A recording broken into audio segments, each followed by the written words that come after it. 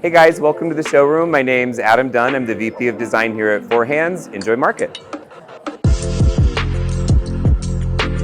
Right now, what I really like is how textural and warm and the feeling like on your hands design is becoming right now. So I feel like everything is all about getting texture and touch because it's comforting, and that design element of like nostalgia that people really love right now makes it feel welcoming, and you can really make designs feel unique.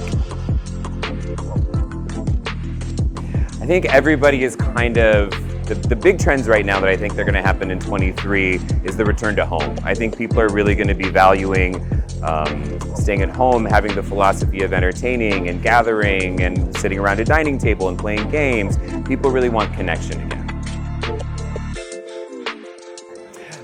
Well, I think the next bestseller is probably going to be this amazing sectional behind me. This is actually one of our core items that we've just added some more configurations to. It's called the Bloor. It's absolutely beautiful. It's modular, so you can make it your own and make it super personal. And the fabric is great and super textural.